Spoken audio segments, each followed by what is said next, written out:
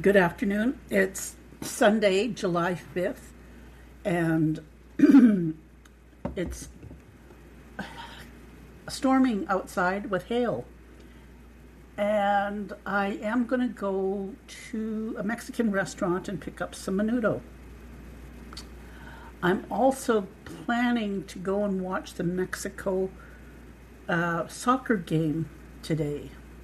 Of course, yes, I'm cheering for Mexico. But it didn't dawn on me because I've been fans of hockey players, rodeo, not too much baseball, basketball, football, hockey. So, and I sort of found out who Cristiano Ronaldo was a few years ago, and the fact that he's 41 and he's going to be retiring. And the stats he's accumulated, like I already knew he was what they call the GOAT, but I was talking to a friend of mine. I said, I think I like the sport of soccer. I didn't realize how many attractive and good-looking, handsome men there are on these teams, because you can actually see their faces, you can see their arms, their legs, their knees. You know, they're not covered up with protective equipment like in hockey or a helmet like in football, like American football. So it's an interesting sport, especially like I've watched college football, and so I know the dedication it takes for an athlete to keep their bodies up to par. Okay, so anyway. Happy July 5th. The Calgary Stampede is on the way. It's happening. I was promised some passes, but I haven't received them. So I was planning to go down to see the powwow on Tuesday, but I have to change my mind because it's just too expensive. And my friend's coming in from Montreal, so I'll probably just go to a restaurant and have a chat or a visit rather than going down into the crowd and the noise and I don't know. If I had a pass, I'd go, but I'm changing my mind. Besides that, there were a lot of people who said they were going to come for the Stampede, and about 2 weeks ago, I thought, no, they're not coming. And that's okay. I mean, my friend's coming in from Montreal. I managed to go to a birthday party yesterday. And then I also went to a conference on action dignity, understanding and planning anti-racism strategies, which is really interesting because a lot of the things that are happening on Sutina, especially when it comes to the $1.5 billion economic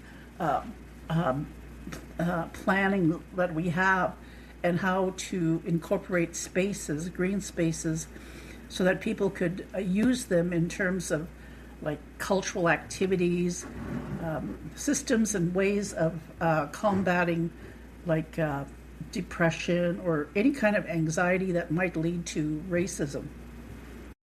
So the whole concept of deconstructing racism, mental health and balance, it's an interesting concept, yet I think a lot of times people are so westernized, they forget how primitive we are as human beings. I think if we just accepted who we are, and rather than trying to recreate or make it more complex, then we don't really see the healing modalities within our cultures or within our organizations and families like that have been handed down for thousands of years. That's why this whole concept of Christianity and organized religion or organized cults really makes me like wonder the whole reason for somebody to have control over another human being, when really and the natural way of things is that we're looking to survive, just like to plant vegetables. Like if we're vegetarians, eat that, but it's still the process of getting something done surviving and being happy in that livelihood that we're living. Things are not as they seem to be in terms of evolution and human development. And I really think that leads people more into some sort of unbalanced. I think I'm a skeptic in the sense that I say more into illusions or delusional ways of thinking. But yet at the same time, I wonder how healthy is it if those delusions or illusions help us progress forward too. So anyway, I did manage to meet two people yesterday who I'm hoping will help me. I'll set up a meeting with one of the developers and see if we can form some sort of workshop or strategy in sort of a cross-cultural orientation, or just meaningful workshops for different age groups in understanding or deconstructing like what silos are, what lateral violence is, like mental health, the whole process of mental health, or even challenging our notions of am I a manipulator? Am I gaslighting? Am I fawning? Am I in limerence? Am I infatuated? Am I like all these labels? Like, am I an alcoholic? Am I a drug addict? Am I a Christian? Am I a woman? Am I etc.? All these realities of self-talk, and like I explained in a previous podcast, I said. When you're older and you're retired and you don't have that busy schedule, you still have to make a list of things that you're going to do. Now, the whole process of it is just, and even in social activity, because you can participate in various racist activities and just think that's normal. You can do a lot of addictive things and think it's normal as well, too. So it's a real challenge to do self-reflection and to get a grip on things of like what am I doing? How am I looking after my brain health? Because mental health, in the physical and spiritual and emotional and all the holistic approaches to wellness, is encompassing, but yet at the same time, if you haven't been practicing it for a long time, then it's going to be harder the older you get. So the reason I talk about these things is because when I talk to younger people and they use words like gaslighting and manipulation, or even just the reality, like, oh, I feel insane, like I feel like something's happening here. Because the narrative is like, if somebody doesn't say it, then what does the other person who's gaslighting, like, are they going, they're not being challenged? See, a lot of times when I grew up with white girls, I had one particular friend, I knew her, I knew of her in elementary school, and but I started to get to know her when I was in high school, and then of course college, university, and even just keeping in touch with her. But for me, as a minority woman who wears her skin, I tend to think like, why is it that I'm approaching this white girl? What is it saying that I have to approach people? Am I not a good person? So, I mean, it's a very complicated construct if you really look at it and you wonder, why are people afraid of being alone? And so I think a lot of conditioning for young women has been conditioning. So by the time they get into relationships, having children, and then being divorced, it's really difficult for them to be living alone. Like yesterday at the birthday, there were two little babies that were there. Like when I say babies, like I'm saying 4-year-old, 2-year-olds. And the couple there were saying, "Oh, I just want to have," like they're well, like 50, late 40s. So the whole reality of like still wanting to have children. And the two couples says, well, no, we can't. We just can't. But we do love children.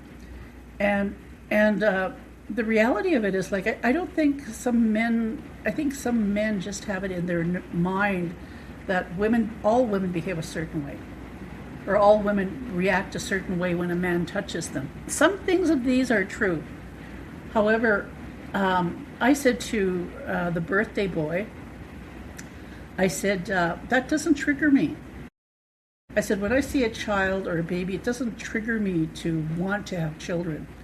I said, because I chose not to have children. So all those hormones, like for the 9 months of hormonal changes within a woman, even the after she gives birth, the 5 years of losing her identity to raise that one child, it's so critical in the sense that if you're a woman and you have some trauma when you're a child, and again too, the theory of all this, you really have to take a look at it in terms of the construction of community. So how do you take care of, say, a child under the age of 10 who's been severely traumatized? And again, let's hypothetically look at somebody under the age of consent, 17, 16, 15, under the age of 15, we'll say. And they've been traumatized as well. So they are looking and they become infatuated. See, but the reality of infatuation, too, has to do with whatever neglect they had experienced in childhood. And I'm not talking about the sexual assaults or that. I'm talking about like being silenced or not being noticed, like not feeling that you're loved. So I use the concept of the Dakota people and the Seven Council of the Great Sioux Nation and the birth order. So my older brother was Cheskea, I'm Hapa, and if it was Nakota, my Nakota grandmothers called me Winona. So the first 5 children that are born within a given family, the oldest boy is Cheskea. Now imagine if you had a community of 50 families, and each of these families had a Cheskea. Okay. Or if the oldest was a girl, Winona. So if you had a whole bunch of Cheskeas and you're a child under the age of 10 and you're hearing the language being spoken and you hear your name Cheskea being talked about, you think, oh, they're talking about me. I must have done something important.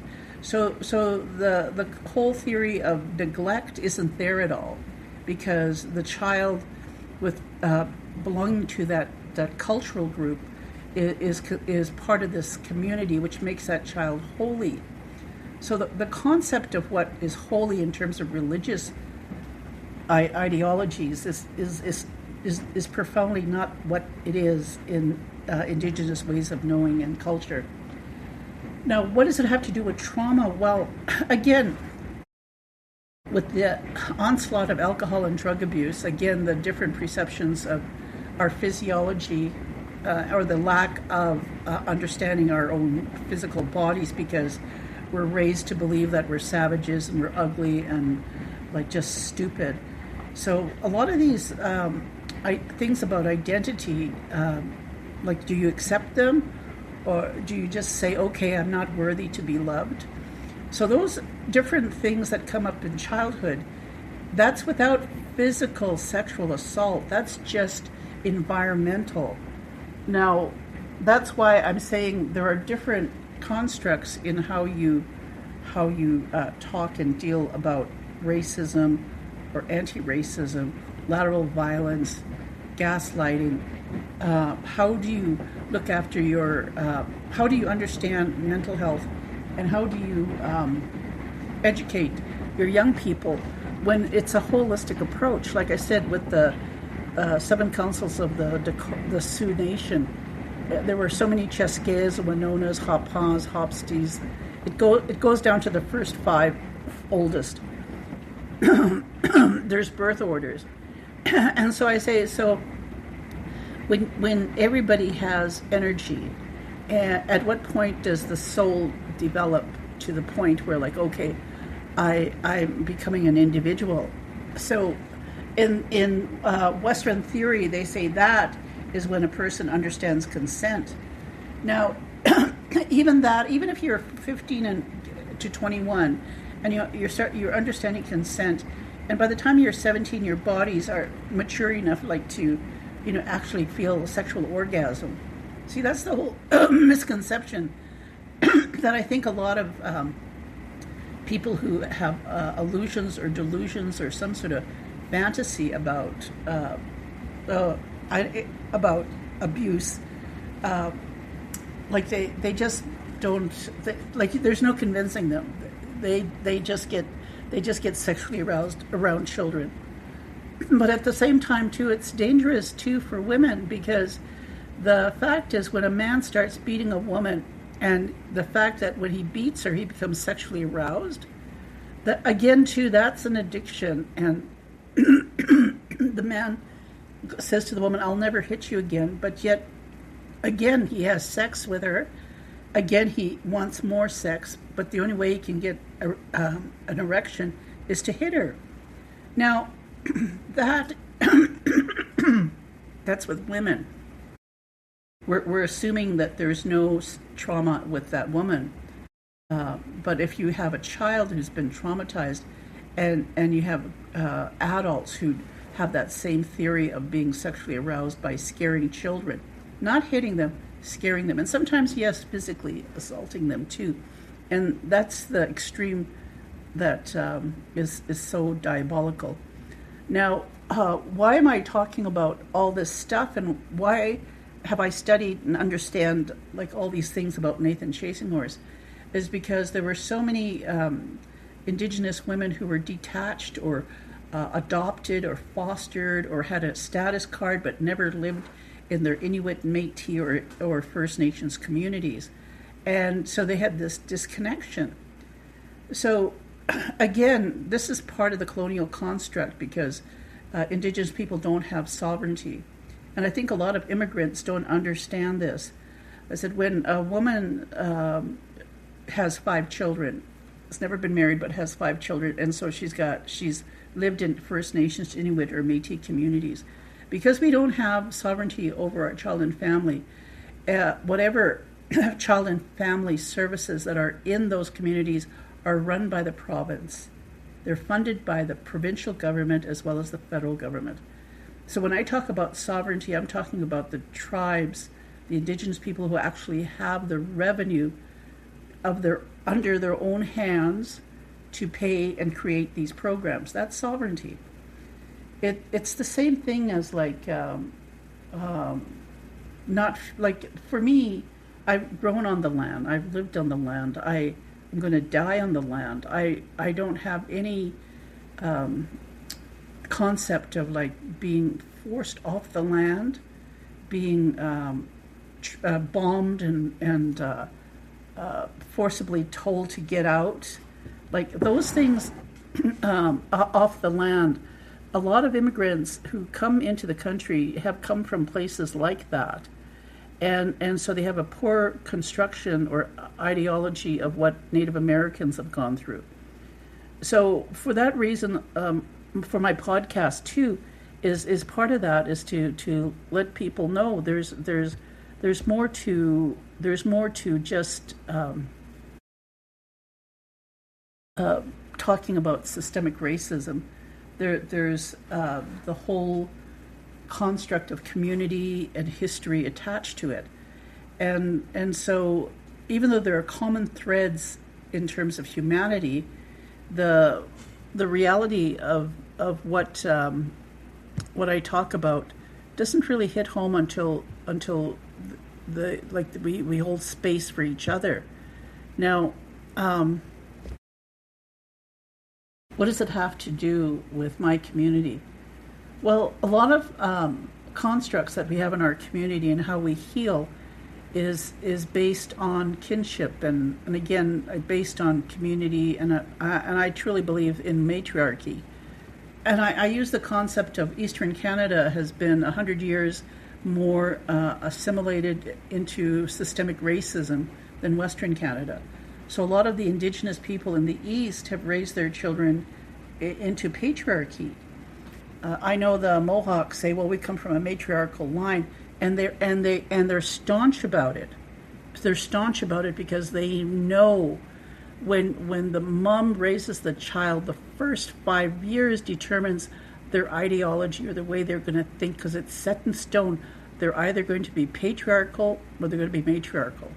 And the world's population is matriarchy. And it's through patriarchy that we get all this fighting and globalization of resources. And the reality of it is like, imagine the thousands of atomic bombs that exist in this planet today. And that, how many thousands of years, 50,000, 100,000, however many thousands of years, they say there was an asteroid that hit the Earth. Now they're trying to calculate how many times asteroids have hit the Earth that totally wiped out the dinosaurs. And I use the dinosaurs for example because they've been around for 250 million years. And as humanity, we haven't been around that long, but look at what we've done. We've created atomic bombs. When an atomic bomb and however many bombs are exploded in one section, that's as good as an asteroid hitting the Earth. And with that produces catastrophic events. Now we see events happening in, say, like this hailstorm that I've got going on outside, or the heat waves that have been going on in the United States, or the tornadoes and hurricanes all over the world, flooding, drought. It's, people think, again, people want to put attachment of this is the last days, or no, this is, the reality of it is this is the way we're living, and this is the way dinosaurs lived. And even that, like they said, did you know that it rained for 2 million years on Earth, nonstop? So phenomena and things of how we live and who we choose to live, how we see things, is based on the history and understanding science. And at the same time, too, a lot of people didn't understand how sophisticated the Sioux tribes were. I was talking to a Japanese lady, and I said, yes, we because of our system, our clan system, the matriarchy of it, and the rituals and ceremonies that have been handed down for thousands of years with the sweat lodges, Wulipi and Sundance. It just didn't happen 500 years ago or 400. This has been going on for thousands of years. That our bloodline, we're universal donors. We carry O negative, O bloodline. And she said, so do the Japanese. We understand bloodlines. And the thing is, like, that's the nature of a culture that has been living living their culture for thousands of years. But in terms of indigeneity, or just what it is to be indigenous, white supremacy and systemic racism has oppressed and erased that, or tried to erase it. Why I'm saying that is because I live in Western Canada, and I know I'm a matriarch. I know my community. I know how we've been living. We're economically developing to a point of $1.5 billion based on community and collective and holistic approaches in thinking and how we treat each other as neighbors. And the whole concept of how we evolve is critical. One of the young men who grew up here, he's a millionaire. We were talking, and he says, well, Marina, even your psychology background. See, the thing is, that this is what I was talking to him about. He says, Marina, a lot of people don't see you, and I said, yes, I know they don't, and that's fine, because for me, talking about what I know in my podcast and trying to educate young people about the historical events that even if you're a foster child, or your grandmother or your mother was married to to a white man or some other culture, and you've had some disconnection from the matriarchal side of your lineage, you're still in the process of reconnecting. You're still in the process of advocacy. Because see, the stark difference is if you've never lived in First Nations, Inuit, or Métis communities and you have a status card, leave that money. Don't touch the money. Leave that money for the people who are actually living in those communities, like the First Nations, Inuit, and Métis communities. Don't be taking that money if you're living in a city and you're professing to represent your tribe when you've never lived there. The best option for most people who I've met who carry status cards is the fact that they don't take money from their communities. They don't say that they represent their tribe. They just show their status card and say, I'm proud to be Indigenous. And they manage to, work and live and, become millionaires. But some of them, like I said, a lot of people have the misconception that people who've actually grown up, lived in Indigenous, that means First Nations, Inuit, and Métis communities, that we're all poor. We're all not millionaires and rich or intelligent or educated. That's a fallacy. That's a fallacy created by even people, like I said, status holding card Indigenous people, because they want those resources that somebody like me, who's lived, most of my life, and I've grown up here my whole life, say for the exception of about 20 years, those were my choices. But again, it's to understand the community that you've grown up and what it means and what it means to heal. And to understand that it's not just you as an individual, like it's not just me. The fact that I talk to other Indigenous people and that we share the same spiritual, psychological, or cultural phenomena, or cultural validation of the things we experience in ritual and ceremony in a holistic collective approach is phenomenal. And a lot of people don't get it. It's like interrupting me in the middle of a story. They weren't there at the beginning of the story. They come in somewhere in the middle, and then they want to be there until the end. And I'm going, no. You can't participate because you weren't there listening to the whole story at the beginning. You're only getting fragments of it. And if you just want the fragments of it to say, oh, I understand racism. No, that's not how it works. That's definitely not how it works. But again, people want that magic wand, abracadabra.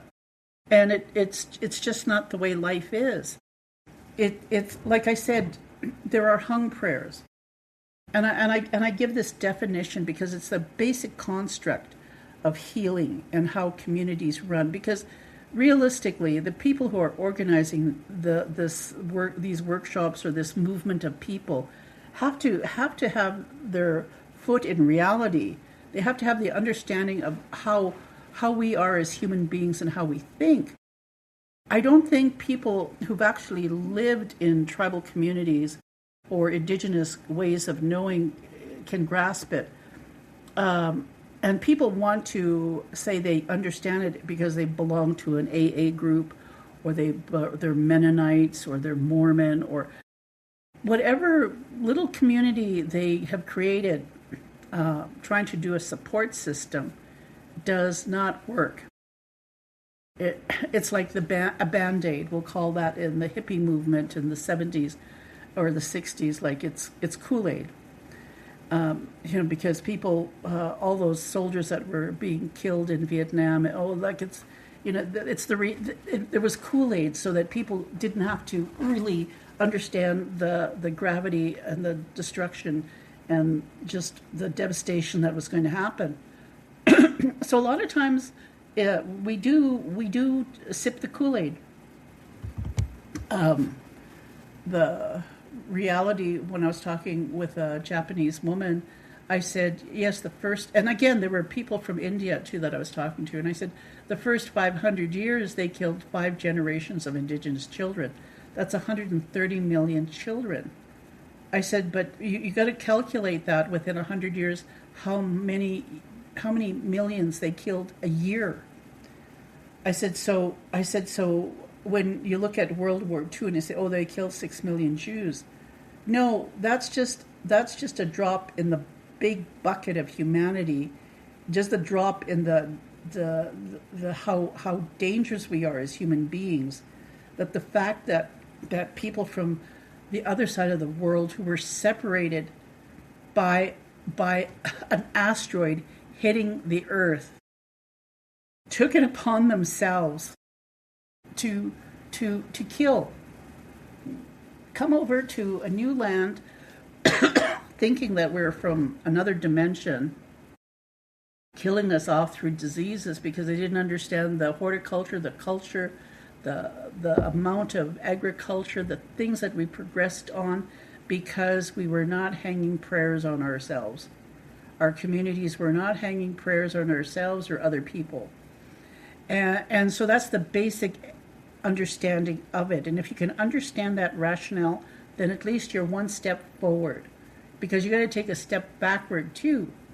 So the reality of it is, even after 500 years, Indigenous people, even through Indian residential school and all this, creating industrial schools because they found oil on the land.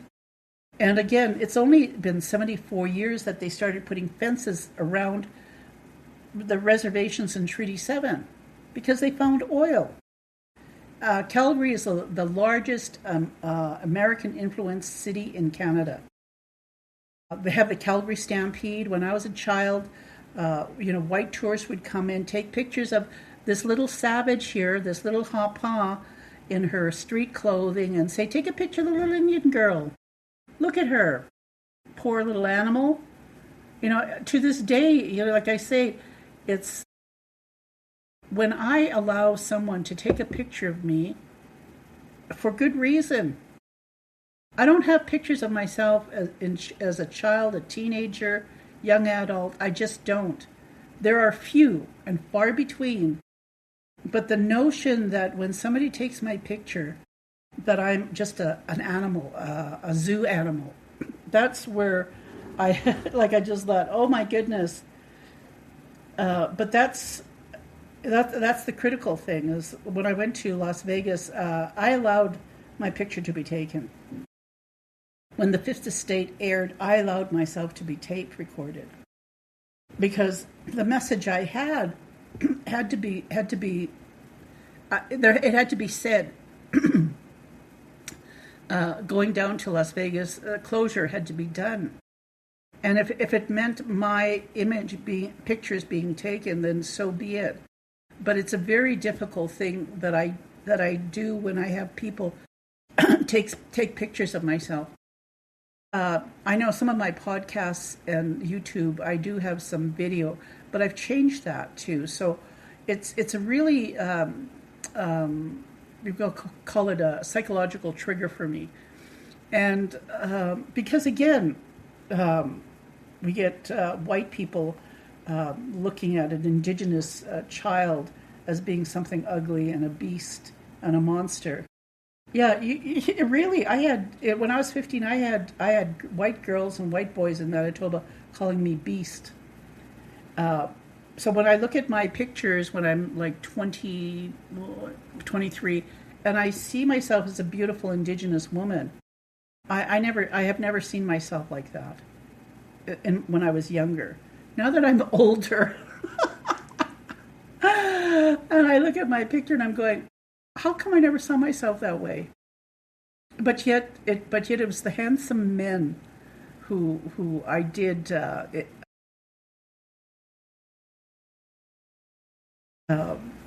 relationships. Well, I don't want to say relationships, because it wasn't a relationship. It was a sexual encounter. The handsome men I've had sexual encounters with always baffled me, because I wondered, what do they see in me? Because I like I said, it's that systemic racism and the brutality of children, or just people who are jealous or just hate the fact that you wear it in your skin, or that the very fact that you have an opinion and that you can stand up and face them. When kids would call me down, I just grab them and just will take them down. Like those are fighting words. It's just part of the system, and so as we get older and how we understand things and how we find partners and families and how we hope that our own offspring can defend themselves. It's a reality. I think the younger people have a lot more challenging places and things to do, but at the same time, it's important that those terms are used, like even pronouns, even words like trafficking, limerence, gaslighting. Terms need to be identified and understood. So again, I'm going back to the construct of childhood development and the age of consent, which was totally revolutionary for me, especially in deconstructing the whole nature of Nathan Chasing Horses ceremonies and how it applied to other, like my relatives I knew who were also pedophiles, and the whole nature of the deconstruction of where that all came from, and why fawning and limerence was so entrenched with Indigenous women, to the point that even women who were 10 years older than me were so delusional, or so, illusion or delusional when it came to just a man being nice to them. Like, like when I say I haven't been married or had children or been sexually active in 49 years, any sense of illusion or delusion when it has come from me talking to a man I've had to do a lot of deconstruction. I've had to do a lot of interactive talking with men. I've had to really take a look at what motivated me to talk to that man, or what was the purpose in the infatuation, and again, was infatuation a taboo? Does that make you a lower animal because you're feeling these responses? See, limerence is the offshoot of infatuation, which is a deeper psychological, personal disorder, and it takes a hell of a lot of guidance over years and decades to recover and relapse from this structure, this construct that we created from childhood. Not any fault of our own. Like I said, for me, the trauma isn't the same trauma that people think of. Like they try to stereotype me, and I'm going, no. I'm very fortunate that I have white friends who've had traumatic childhoods.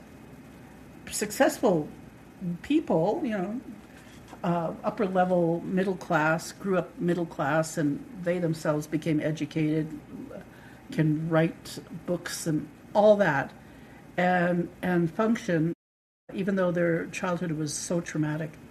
I mean, I've met an Anishinaabe woman, had her master's in civil engineering, who was a victim of incest. So the fact that their childhood trauma happened, say, from the ages of 10, under 10, there's a different psychology in under 10. And again, universities don't teach that until you get to upper level study courses. But even from like 10 to 15, again, too, there's more understanding of that and the effect it has on community and society. So, like I said, the notion of what the capacity of the brain can do to people is far more it's far more complicated than we want to believe. It's like we want to believe in Cinderella or the Three Little Pigs or Sleeping Beauty or any fairy tale story. We want that, but the reality of it is it's far more complicated to understand the human condition and how we as individuals, who we are, And I use the analogy of, as individuals, we're just nothing but a bunch of ants. If you ever look outside and sit and watch an ant working in an ant pile, and you see them all scurrying around, doing, just working, like people in the city. Get on the subway, work, move. That's ants. Those are ants. Then you see what happens when something happens to the ant pile, like it rains. They can sense rain coming, so everything's moving and shifting. So that's why I say the analogy of holistic and collective approach. That's how we operate.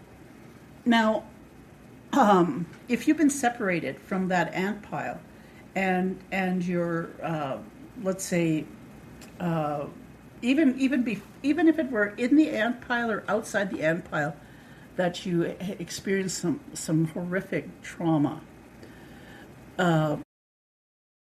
Like the sadness of it is that there are some things you cannot do.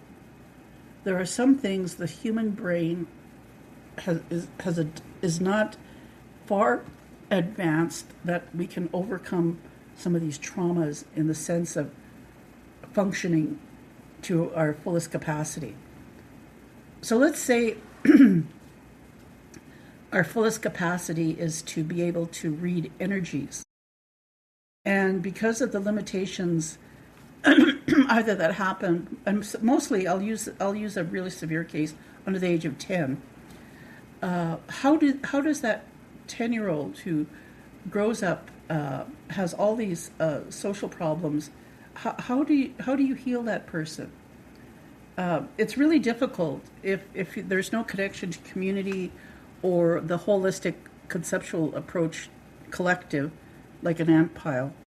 You can come back into the ant pile and heal, but see, this is the thing that people don't understand, is that ant pile has to identify you, like you have to identify with that community and be part of it throughout your whole life. If you tend to leave the ant pile because of the trauma that happened to you, you can't you psychologically, or just the way the nervous system is set up, you're unable to function outside of that ant pile. Because again, this all has to do with consent. Now, if you're in the ant pile and you haven't had that horrific trauma, and say you're a teenager, then there's a little, you get some understanding of, okay, I do know the difference between, like, if I'm a good person or if I'm a nice person. I can talk to talk to other people. I can function fairly well, and you can, but you're always going to be prone to relapse and recovery. And so you're cognitively aware of it, and you're trained to deal with it. So you can temporarily leave the ant pile and come back. Now, again, too, if you've been raised your whole life, say in a matriarchal system where there's ritual and ceremony, and you've been protected, and you've been raised a holy child, a holy teenager, a holy young adult, a holy adult, and then you go into your old age, then you're fully functioning in the sense of being holistic and collective. Because it's not an individual thing. It's a communal thing where Creator, the grandfathers and grandmothers' will is being done. It's a different concept in individual thinking where you're trying to be the President of the United States or the King of England. Those concepts are so foreign to Indigenous ways of knowing. And again, they're constructs that were created to create control and have little capacity in establishing healthy human sexual identities. So it's important to humble yourself and think of it like, oh my goodness, I'm just one ant in an ant pile of 8 billion ants. And that we've got to live in this ant pile, even if an asteroid hits. And whatever ants survive, then how are they going to function to get that ant pile up to par again? So that's part of evolution. if we do not have the capacity to understand change, to understand healing, and to understand the connection between all of us, some idiot will use an atomic bomb. Maybe 5 or 6 will explode in one section of the earth, which would create a devastating effect of an asteroid hitting the earth, which would totally annihilate the human race, or have remnants of the human race separated into 2 different continents in the world. And one group will evolve different than the other in terms of the way they think and their ideologies, and even how they perceive healthy human sexuality. And just based on that freedom, or the way the other person, the colonial construct, looks at someone like me, they'll say, oh, she's nothing but a whore. She's a bitch. She's ugly. Who would ever want her? Because they're looking at my culture and trying to say, who would want to live in that culture? Who would want to be that way? And yet, when I look back at my DNA, I look back at the earth, and I look back at all the contributions of Native Americans in the entire world. And I say, there's got to be some reason, there has to be, that this image of a woman coming down off the clouds with 2 men seeing her, stepping into that cloud with her, and then when the cloud disappears, she's standing there with only one man. The other man has disintegrated into dust and bones. And the analogy for that is the one who just disintegrated into dust and bones were the ones who weren't following the matriarchy, who weren't looking at the woman as being holy and everything that she does is holy. So the ceremonies and rituals that were handed down 10,000, 20,000 years with the Dakota Sioux people, and even how you look at other tribes in clan systems like Raven Clan, Bear Clan, all these clan systems, with the Osheti Shakoi, it's 7 council fires, that there were matriarchs who would go into these ceremonies, have a collective holistic approach in reading energy, because in those ceremonies you're not talking, you can't see, you can't touch, you can't feel. Everybody's collective. Everything that you sense there is created by the group, like the group of ants, because they can see it, they can sense it. You can take a group of ants and make an obstacle course, and you can have them have this big stick to take this big stick from one end to the other end. And it may take hours to do, but in a collective, holistic approach, when they all work together, they can get that stick through the whole system. So that's my analogy of what it means for me to be Tsuut'ina. What we've done in terms of economic development, in terms of how we forgive, and even how we understand restorative and holistic approaches to justice, even how we understand how we raise or how we respect each other's tribes, even though we're one tribe in itself, the approach and the understanding that we're not alone. Like I'm alone in a physical sense because I've never had a partner or children, and I don't have offspring to gauge like how I look, how old I am. It's only when I go into community or with other people that they call me Elder Marina. And so then I understand, okay, I'm an elder. This is how old I am. Because again, how I see things and how I do things, and even how I think has been for a purpose. And if that purpose is to educate and to make people who are immigrants, who are coming into the North, to the Americas, or even white people who have realized like they just have had this privilege where they've walked into the middle of a storyline, middle of a narrative, and have only heard the middle part and do not realize that they could never understand because they weren't there at the beginning. So for them, where's the beginning? Once, like I said, once a person raises a child, on like the first 5 years, it's the clay or the model or that's in stone. That's set. You've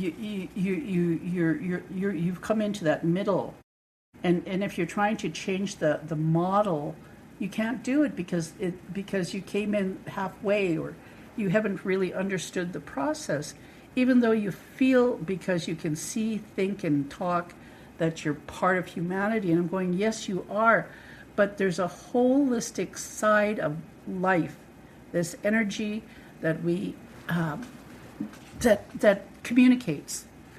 That's the only way I can explain it. is the Sioux call it the Great Mystery, because it's an energy that is sacred. You can't see it, you can't touch it, you can't feel it, you can't smell it.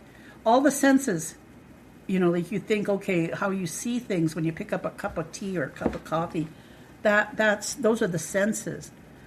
But there's a great mystery that when people come together in a collective, holistic approach with a dynamic purpose, that energy is created. And in ceremony, sometimes you hear it in eagle feathers flying around in the darkened room, or you hear an animal coming into that room, blowing their horn. You hear and see things. And so this great mystery is exposed.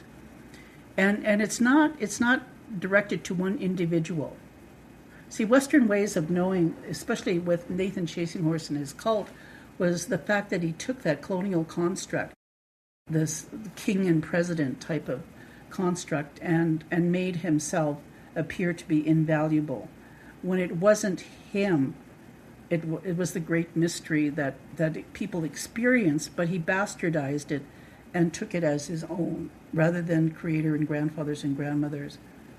So I hope that explains what I'm trying to say, in the sense that there's so many young Indigenous people who I've been talking to, that are artists, that are educated, that are business people, who are millionaires, who are out there thriving, that I'm grateful that I've lived this long to have a conversation with them. And that if I can give them any insight into this great mystery and how it operates in a holistic collective sense, I use the analogy of the ant pile. And I hope you understand that, because it takes a long time. It took me a long time to have closure with this, because I just was hitting my head against a brick wall, thinking that I could educate someone who was never raised in matriarchy, who was never raised in a collective, holistic community where they know somebody from birth right until death. Today's society, we're constantly in flux. Moving, one day we could be in Europe, the next day we could be in South Africa, the next day we could be in Antarctica, next day in California. Like, people move. Today, people move. The understanding, though, is like, if you belong to a holistic collective, and you're moving, then you're helping. But if you're unable to do that, then you're not part of the solution. So I do know that there are people out there who are non-Indigenous, bless their hearts, and you know who you are. And I hope you listen to me as much as you've done before, and understand when I had told you that you had a great responsibility and something great was going to be happening, that you're going to be instrumental in this. This is the approach that I'm talking about. It's not an easy task that you've taken, nor is it one for anybody who is advocating for world peace. But that's the whole construct of it. I hope, things do work out in the sense of how people see things. Like when I talk about the 130 million children that were killed in the first 500 years, and then I talk about the bombing on Hiroshima and how the Japanese that I've met wear white in a color of mourning, because when those drums were dropped, any person who was wearing white, especially dental technicians, like my friend's grandmother, my friend's mother, died at 97. She had to have white car, white house, because when the bomb dropped, her colleague who was in Hiroshima, when the bomb, she got burnt, but only like where on her uniform where she had a zipper, because her uniform was totally white, and it saved her. So again, we have, I don't know how many tens of thousands of atomic bombs in this world. All that needs to be exploded, I think, is 5 to be the equivalent of an asteroid hitting the Earth. So that's how frail we are in this universe, this spiraling universe that keeps on spiraling around, like we're like a comet around the sun as the comet is moving through this space, and we're this particle circling around it.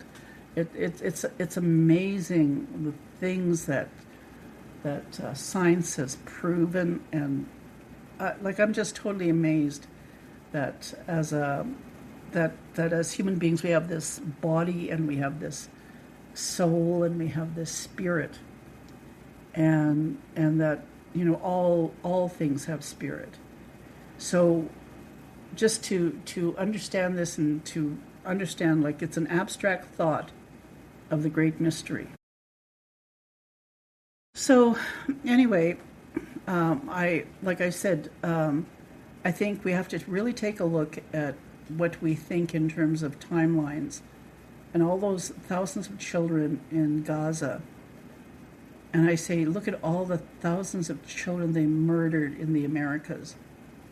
And how many generations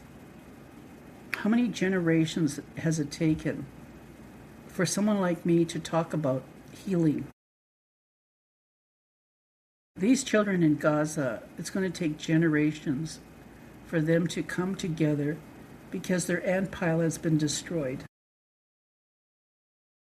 The reality of it is, I want to say that in the sense that the struggle Indigenous people have had in the Americas, the onslaught of having them kill so many of us, and for them to try and keep it quiet when the whole world has experienced the genocide of Jews, the explosion of the atomic bomb on the Japanese people, the genocide of Indigenous children in Gaza, and just the whole notion that because somebody had experienced trauma, that their children are destined to take over the world. That's not Creator's way of thinking. I don't know why some people want to believe in that type of religion, and that because their children have been marked by genocide, in the past 80 years, 100 years? That's a drop in the bucket compared to 500 years. That's a drop in the bucket compared to thousands of years. Like I said, you got to imagine this.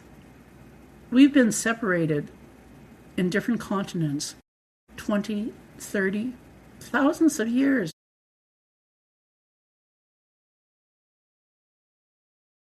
And yet people, because it's systemic, don't realize the capacity we have,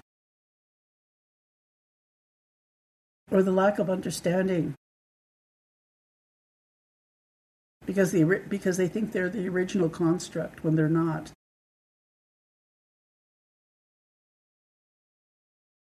I think North and South America would be still thriving. Like I said, there are more pyramids in the Americas than there are in Egypt. There's more horticulture and the science of the earth and all this biology that contributions of Native Americans to the entire world. In now even understanding the construct of DNA, you can't erase that. You can't take that away and deny it and say it's yours because you've walked in halfway through the story. Like, that's just ludicrous. But yet that's the way you think, and that's the way patriarchy is. So I'm hoping somehow that I educate, and that the people out there who actually find my stories interesting do their own research within their own families, their own tribes, their own origin, and look at how communities thrive. To make a list, say you're going to do these things, and if you don't, then you're hanging your own prayers. Also, too, like fighting against systemic racism or racism, even within different groups and different communities, different parts of people, even set brown skin against brown skin, black against black, white against white. When you do that, then you're hanging prayers on other people. So both publicly and privately, understanding the nature of how powerful our minds are when we think these things of other people. As the late Jim Miller, Lakota warrior from the Vietnam War, he says, and this is the understanding of a hung prayer, just this simple. When you utter something bad about another person, that's how easy it is to kill. That's how easy it is for us to even wipe ourselves off the face of this planet and even this universe.